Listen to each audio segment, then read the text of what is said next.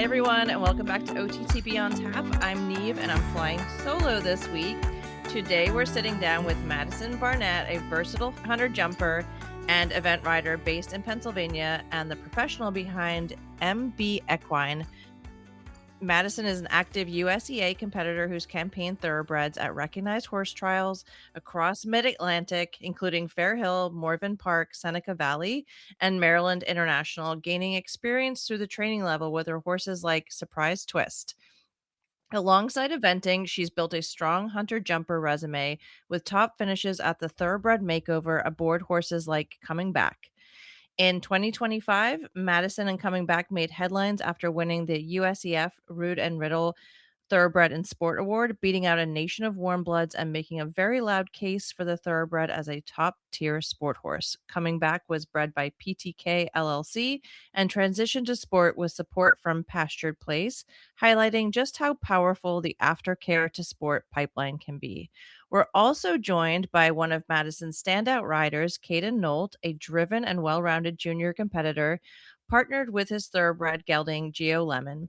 Caden has earned championships and top placings in the Hunter Ring at venues like the Triangle Show Series and World Equestrian Center, and was recently named the USEF Thoroughbred Horse of the Year.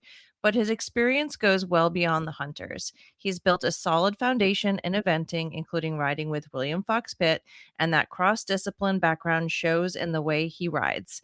Known for his infectious sense of humor and a work ethic well beyond his years, Caden represents the next generation of riders, proving just how far OTTBs can go.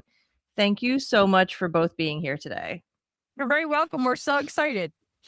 And Madison is joining us from inside her truck because she's probably going from a barn to another barn to ride 6,000 horses. So, this is our first real hunter jumper focused episode, and I can't think of a better way to do it with two people who are very publicly flying the thoroughbred flag very high. Before we even get into the results and the awards and everything like that, Madison, can you just tell us a little bit about how thoroughbreds became your thing? Yeah, I grew up on thoroughbreds. That was my whole life. I had a little thoroughbred in my backyard as a kid and got stuck, right? Like I fell in love. It's been everything I've ever known. And I don't know that there's anything I'd rather sit on.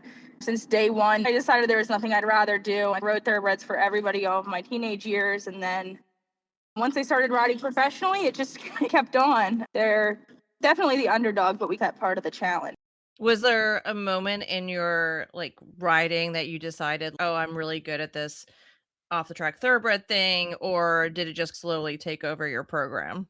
I decided pretty early on I really liked the forward, and I really liked the fact that they were so willing and would always try for me. We joked all the time that I would fall in love with anything that would go when I kicked it and stop when I pulled on it.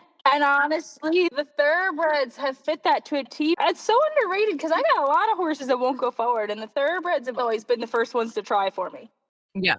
Yeah. And I feel like once they figure out the forward, it's like everything else is just icing on the cake at that stage. Caden, same question for you. Did you start riding thoroughbreds, or how did you get into the world of I started on a pony that we did all the little pony hunter stuff with at local shows. I took it to one of the brass rings at Devon, and it was fun on that.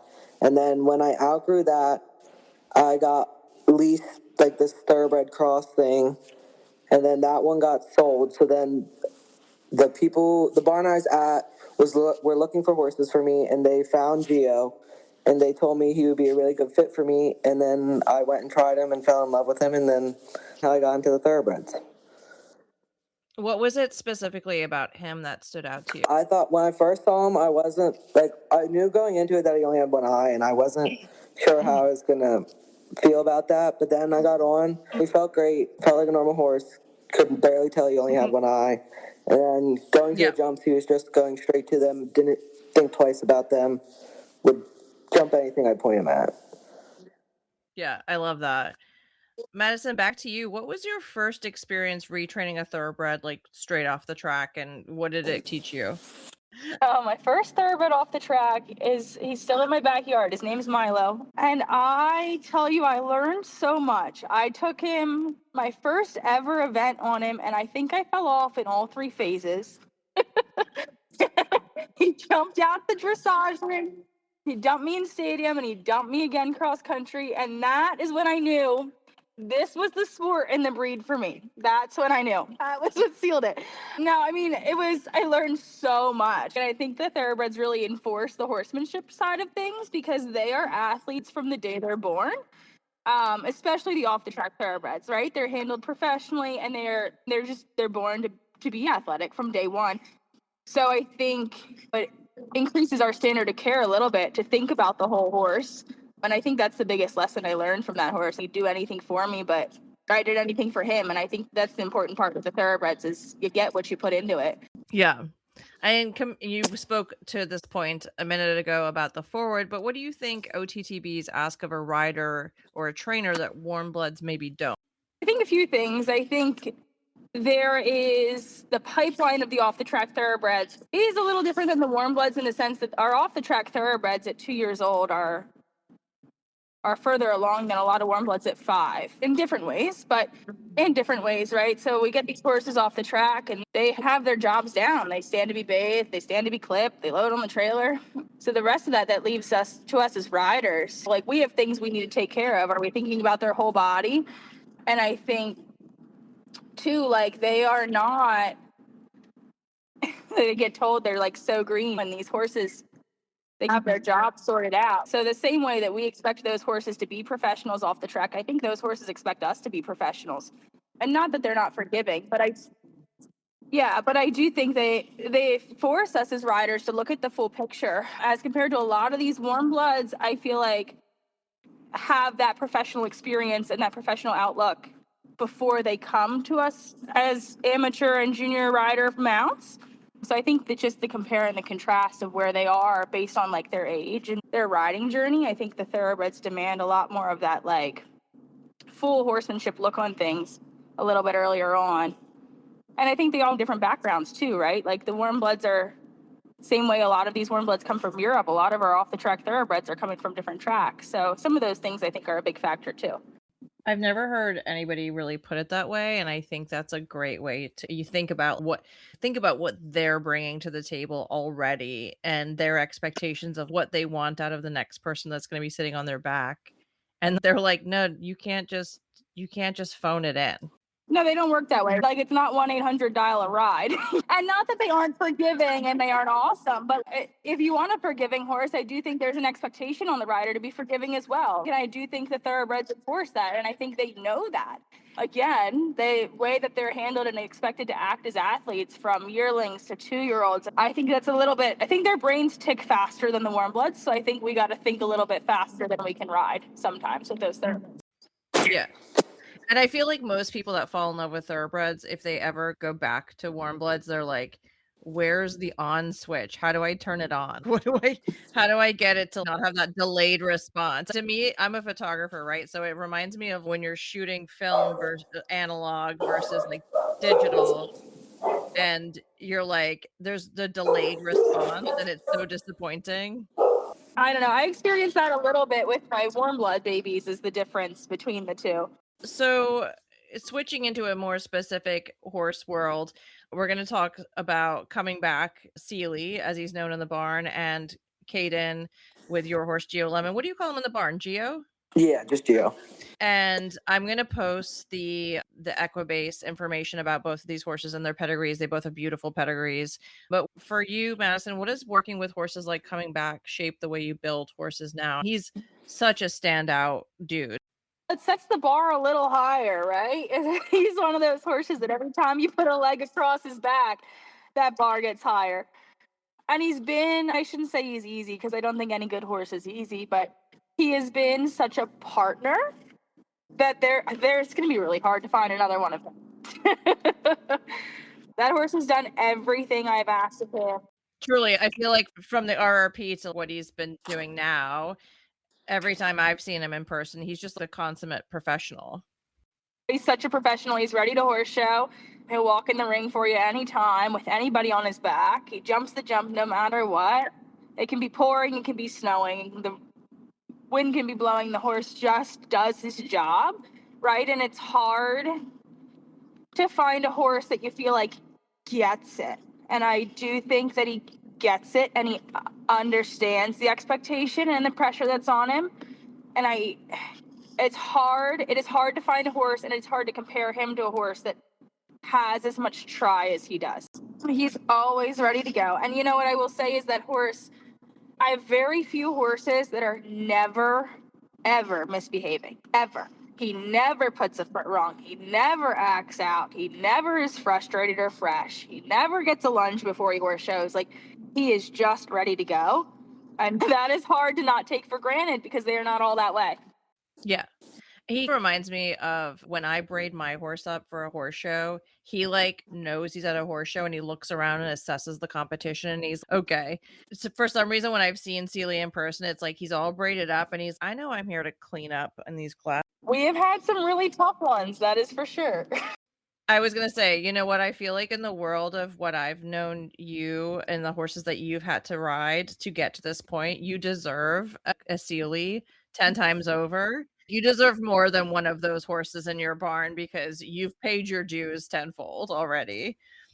Yeah, and I feel like that's the way it works, right? You do pay your dues with thoroughbreds where you might get a quirky one or a hot one or whatever, but for all of those, you might have that one that you know you can swing a leg over and just go for a nice ride and not have to worry about much. And that's also really nice. It keeps you going for sure. Caden, back to you. I'm also going to post Gio Lemon's Equibase and pedigree information. He has exceptional breeding. And I think when I first met you and met your horse, I immediately looked him up. I was like, this horse is too much. He's so good. He's so lovely.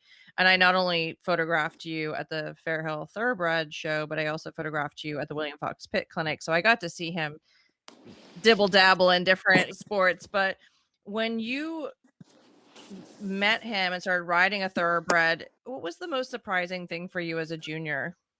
How willing he was to go and do just about anything. Yeah. Had you come off riding a lot of warmbloods, and you said you were riding a pony at the time? I came off of riding like ponies and stuff. Yeah. But you're quite tall now, no?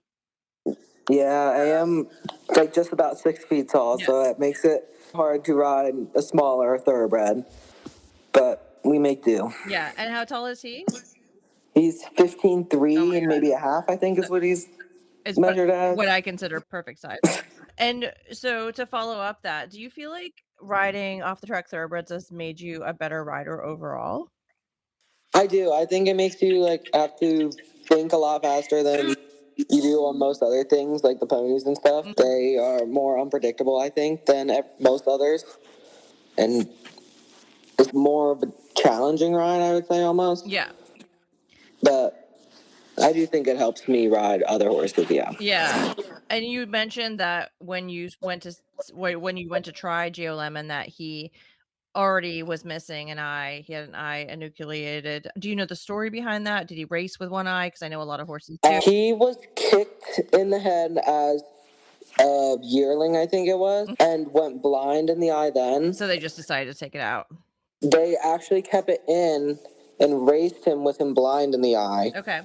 And then he went to Abby Fisher, and Abby Fisher took the eye out, and then she took it out because I think it was getting infected. Yeah. So then it didn't get any more infected, and he's just been without it ever since. Yeah. We've had a couple of other people on the show talking about riding horses at a pretty high level with one eye. Has it shaped anything specifically that you do with him or how you train him or approach what you're doing with him? The main thing that I have to remember is that I can't take any sharp left turns. Yeah. Yeah. That's going to a jump. Yeah. So you just got to take those left turns a little wider. But other than that, he's pretty normal. Yeah. Have you found there to be any sort of bias or scrutiny from either your competitors or the judges? Because I know the hunter world is quite particular about things that are meant to be like, okay, this is not an unsoundness. It's just a genetic thing or it's just a physical thing. So I have been told, like, I just came out of a hunter derby round one time. And it was a beautiful round. And someone told Maddie that I should not have been allowed to do it and I should be disqualified because he had one eye. What does that mean? What do you mean? How does that make sense? I have no idea. So there was a rule previously that a horse with one eye was considered an unsoundness. USEF has since changed the rule. I think it was like 10 years ago that they changed the rule that it's no longer classified as an unsoundness. I do think there is some bias with some of the judges that have been around since the rule has changed. Yeah. Because here's the thing, and having seen this horse go in front of me a lot, and it has somebody who has a very sharp eye for quote unquote unsoundness, there is nothing about the way that horse goes, carries himself, goes to the jumps, does anything that like would ever even draw your eye to him to even look for anything. And so to me, Yeah. it feels very criminal. That's even a consideration where it's right off the bat, that's -3 points. I hate that. I hate that. And I know there's a bias against or a thing with roaring, right? Which it's really not doesn't affect the horse. Emily had a horse that she competed up through advance that roared like a freight train. But yeah, that sucks. It's come on, guys. Yeah. Okay, Caden, you've done hunters, eventing, and you rode with William Fox Pitt. What do you think eventing has done for you as a hunter rider? I think it is like benefits to the hunter derbies and stuff where the jumps are a little bigger fill and a little scarier fill because the jumps out in the cross country field, those things don't move. You might come across a big log. I've had hunter derbies already where there's a log in the ring. Yeah. And I think it just helps make you more game to the derby fences and helps me in the handier rounds to be a little tighter. Yeah, and I think there's a shifting trend that I don't know really anything about hunters, but I think there's a real shifting trend to horses that are moving a little bit more forward, a little bit more fluid, and taking their riders to the jumps. Would you say that's correct? Yeah, I would say they've been awarding some more forward horses now instead of the slow, Yeah. big jump. Yeah. Yeah. And Maddie, how do you feel like the cross training in your program has helped your horses? I think it's definitely made them braver. I think as a rider and like developing the young horses through both things, I've found some pretty big perks to the conditioning aspect of the eventing. I think a lot of our hunters benefit. Like, it's not uncommon for Caden and I to go gallop our hunters the week before we go away for a little bit to show. So that's been a big asset. Conditioning on the grass has been a big asset. I also find like we both ride our hunters with event trainers to jump school during the week. And we have found some pretty big success with that just in the exercises that are given and the expectation of the horse. And I feel like the cross training has helped keep their brains active. It's super easy for our hunters to get bored going outside line, diagonal line. So I think the cross training has really helped kept their brains moving, which again, I do think the thoroughbreds appreciate. I think it not feeling monotonous to them every day has been a big asset to the program. I remember I was riding with a trainer in South Jersey, and one of the best pieces of advice she ever gave me with this big athletic horse I had was if every week you want a dressage school, flat, hack, whatever, she's whatever you don't do those things on the same day, like every week. She's like, you can do those activities every week, but just never do them on the same day. She's like, because thoroughbreds don't like that. They like knowing because they always want that little endorphin hit, right? So what's something that you think that people assume about thoroughbreds that you've proven totally wrong? I think they assume that they're all super hot horses, can't do the hunters, and Yeah. are just going to be a wild ball of fire. But mine is actually quite the opposite. He likes to go fast, but he also likes the slow pace to the jumps. Yeah. He's not usually that wild, maybe on a cold day like this weekend, but Yeah. he's been pretty great. Yeah. Okay. You and Gio Lemon got named USEF Thoroughbred Horse of the Year. What was that like? It was unexpected. I was not expecting to get that. I felt great getting that as a junior rider because you don't see many juniors out on thoroughbreds. Yeah. Or even really amateurs. It's usually just the professionals who are in the division. All year I've been showing against them. It's been a little harder because they have more years on the show ring than I do. Yeah. But it just felt really great to do that against all those professionals. Yeah. In the world that you're in, I think that sets this huge precedent of like, listen, we can get it done on a thoroughbred. This is so cool. You know, Yeah. and I'm sure there's something really satisfying about winning above a sea of warmbloods where it's, listen, I feel like the conversation has always been, you need this big, soft moving, slow moving warmblood to be able to get these high awards. And it's just really cool to see a thoroughbred do it. Not to mention a thoroughbred with one eye, which like, who cares? But also you're like, look, I did it. That's really cool. Was your mom super excited? She was, Oh, yeah. that's really sweet. Okay, so Madison, asking you a similar question. It was a huge year for you with coming back Sealy and the USEF and Riddle Thoroughbred in Sport and champion 3-foot green hunters in Zone 2. What did that mean to you? It's definitely like my biggest accomplishment with him to date, right? So that was super exciting.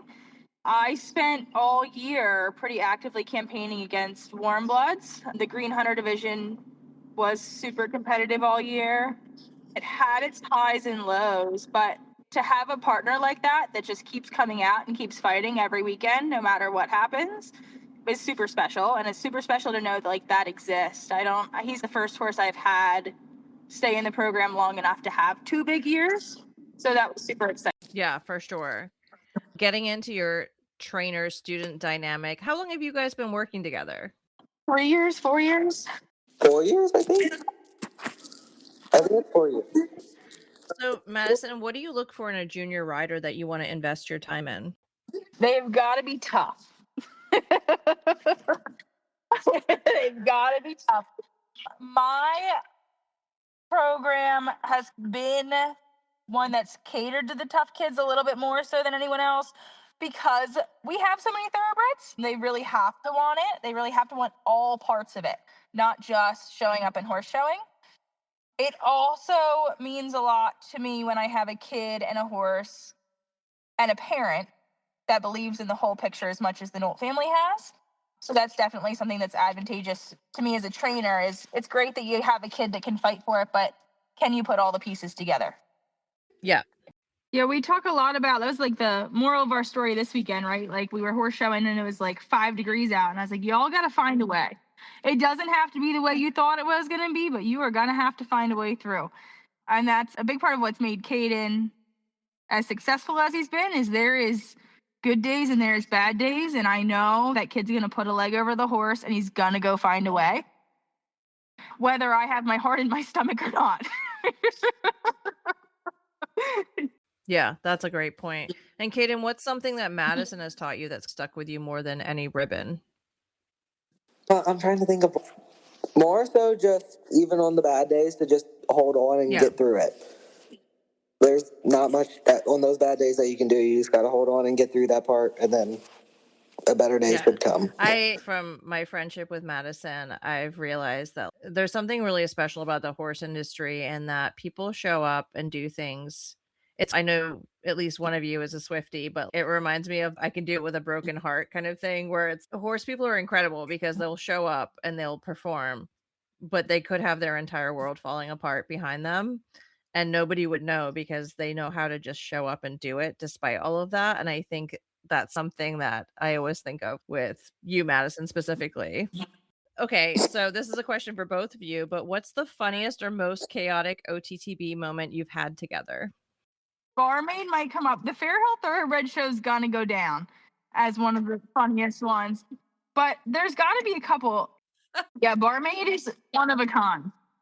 One of a kind.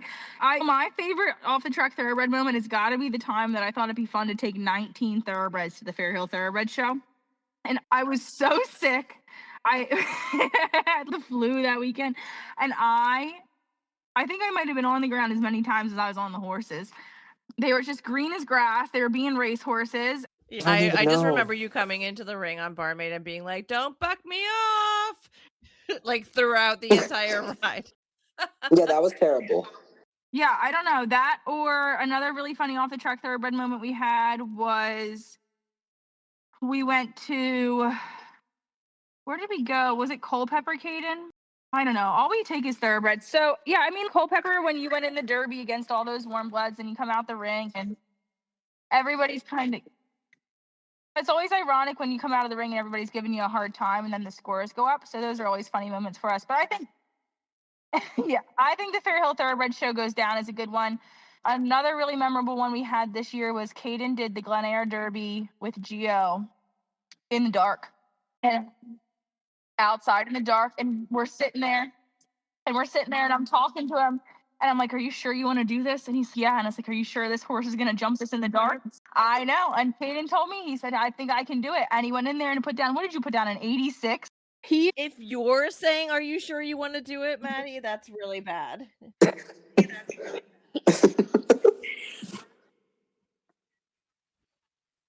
Oh my God. I don't know Yeah. that much about hunters, but I know that's a really good score.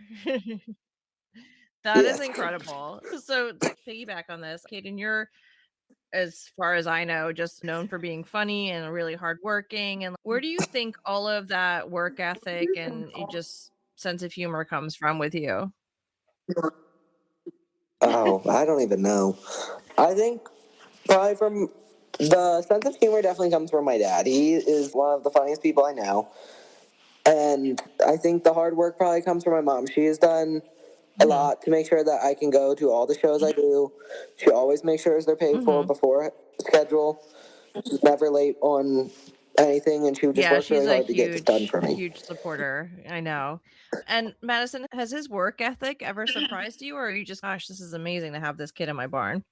Is amazing. I don't know that it's surprised me as much as there's times that it's taken for granted, because I feel like I've never felt surprised for it, but I've always been, when he's not there, I definitely struggle. Caden's so humble about how hard he works to help everyone pull things off that you almost don't even realize Yeah. until he's not there, which I think is something that really speaks to his character. And I think it's something that'll help take him really far. I also think that some of the hard work that's been instilled in Caden has been because he's had to. And I think Gio has helped teach him that. But I also think the way that he has gone above and beyond with every horse he's had besides Gio has also helped teach him that. Yeah. Where do you guys both see thoroughbreds fitting into the hunter jumper world going forward?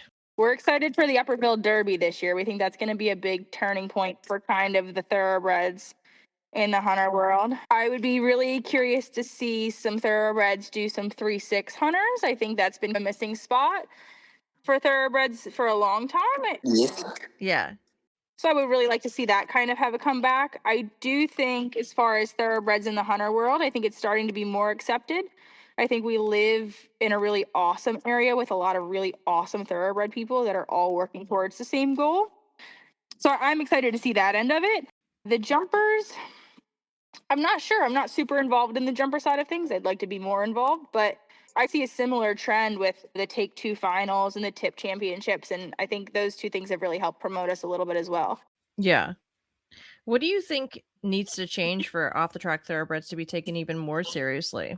I know a lot of people talk about we need more thoroughbred specific classes or more thoroughbred specific shows and things like that, but what would you love to see happen? I think people just need to get out there and do it. I think that's been a big misconception that Caden and I have worked really hard on is people will go show in the thoroughbred hunter division at the horse show, and that's great. It's a great division for the horses, but they won't go in the performances. Put them in there. But they won't go in the regular division. At the end of the day, those results aren't going to start changing until we force them to change. Your thoroughbred's not going to beat the warmbloods until your thoroughbred deserves to beat the warmbloods. And he's not going to deserve to beat the warmbloods if he doesn't show against the warmbloods. That's a great point. So I think people just need to go out and do it and carefully do it. I don't think anybody needs to be reckless, but I think that's been like a big thing for us coming back. And Gio this year, like Gio did the thoroughbred division, but he also did the performance hunters and he also did the junior hunters, and we just put him in there. Yeah. And I know you guys walk into the ring like we belong here. You're not walking in there being like our horses aren't prepared, this isn't suitable. I know that you guys do so much to make sure that like they are of equal quality to anybody else that's entered. And so I think that's the other important thing, right? Is walk in there like you deserve a seat at the table, right? Yeah, it does have to be good enough. That's the other thing. Is like we talk about how people have their thoroughbreds in the thoroughbred division, but I do think, and I don't disagree that it's judged a little bit differently. It's supposed to reward and promote the thoroughbred breed, right? So what you're looking for in a thoroughbred is sometimes different than what you're looking for in a 3-6 green hunter. Again, though, we aren't going to see those results change and the judging to help reward the thoroughbreds until we find the thoroughbreds to do it and we start putting them in there and letting them have a crack at it. Yeah. And let them dominate a little bit. Caden, what are your goals coming up with Geo Lemon for next season? And what are your goals with your new up-and-coming OTTB? Tell me something. For Geo, I would really like to do junior hunter finals and get a ribbon. That is my goal. I want to go there, get a ribbon. They placed the 20. Last year I went, I was 27th, missed it just by a little, which was a bummer, but I would like to do that again. And then for Tell Me Something, I would like to do him in the greens, and ideally I would like to do green semifinals, but I'm not Yeah, sure he seems what's like going a to cool happen dude there. as well. Have you been enjoying bringing him along? Yeah. Yeah, he's been a lot of fun. He's a completely different ride from Geo. He's got the big, long, slow step, unlike Geo, who's got the short, speedier step. But it's been a little challenging going back and forth between the two of them when I show them at the same time, but I'll make it work. So I've been leasing him, and I'm pretty sure I'm going to continue to lease him throughout the year. Let's see what next year. I'm going to ask you while she's gone. I'm going to ask you. I have some rapid fire questions. Oh, Lord. Okay. What's your funniest trait about Geo? Ooh. His funniest trait is probably, I would almost say his personality. Like, if you're wearing, I'll be in a horse show standing there with my hat on, and he'll just turn at me and then grab my hat and take it off. And then that's probably one of his funniest. Okay, warm-up hype song. Oh. One of the ones me and Maddie mostly play on the way to horse shows is Sticky. Not very appropriate, but... Okay, one word to describe an OTTB.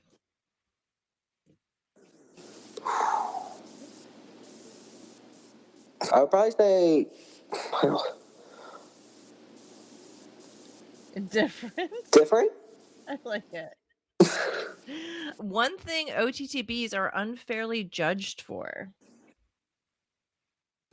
Oh, unfairly judged for their personalities, I feel like, because most of the time people judge them saying, just by the looks of them, that they're going to be wild and not. Geo's favorite snack. Good. Really? Salt and vinegar chips. Oh, that's so funny. Yep. Your dream show venue.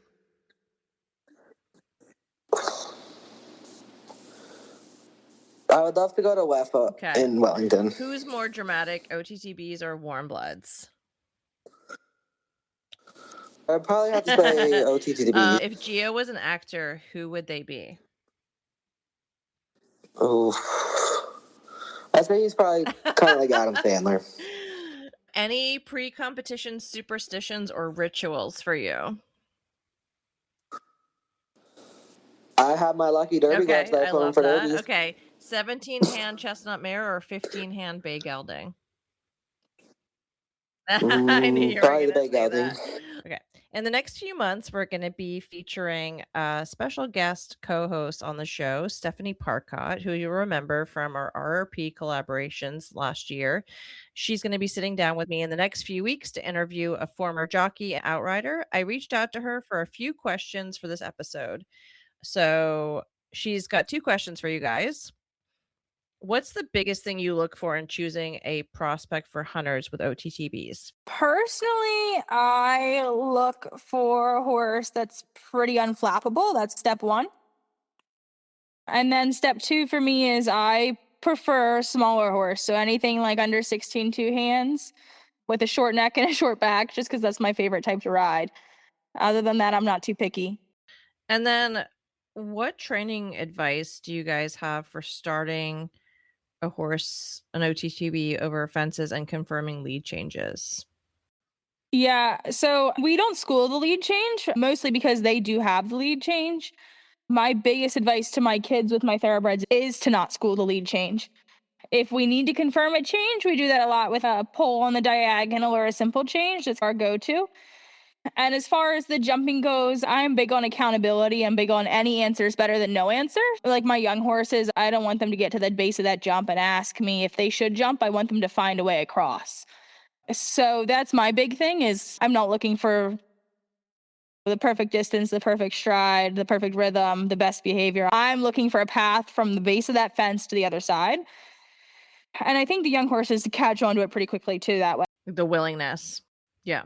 I always love how horses will learn from their mistakes. And so if they come around and they kind of clobber through a jump, I love to see what they do next. Okay, so a couple of closeout questions for you guys. If somebody's listening and they're on the fence about a thoroughbred for the hunters, what would you tell them? Go for it, but you gotta give it a year. That's what I tell everybody. You gotta give it a year. And their whole body changes in a year. I mean, I think it's a privilege for sure. I think it's something special to be a part of a horse that has been there and done that and knows what it means to have a job. But I also think it's fun to watch their personalities change and watch them come out of their shell in their second career because it is so different than their first time around. I like that advice, Madison. I think that's really smart because I think a lot can happen in a year, both with their feet, their conformation, their build. Okay, and where can people follow along with you guys and your horses? Do you have websites, social media? Give us your handles. We'll put them in the show notes. I have a Facebook and an Instagram, both under my name. I don't have anything for the business yet, but that's probably the best way to find me is Instagram or Facebook. Okay, awesome. You guys, I'm sorry. This was such a bumpy ride. It's not usually this bad, but I actually think my computer is completely overheating and I don't know what's happening. It might be because it's 10,000 degrees in this guest room and I hate it. But I'm so happy that you guys came and joined me today. I know you guys are both so busy and I really appreciate you sitting down and taking an hour out of your day to do this. You closed a huge gap in our podcast library. Everyone's been begging for hunter riders to be on. And thank you, listeners, for tuning into another episode of OTTB on Tap. If you enjoyed today's episode, we'd love it if you left us a 5-star review on Apple Podcasts, Spotify, or Facebook. And don't forget, if you leave a review, we'll send you some OTTB on Tap stickers as a thank you. You can connect with us on Facebook, TikTok, Instagram, and get in touch with interview suggestions or episode ideas anytime at OTTBontap.com. We always love hearing from you.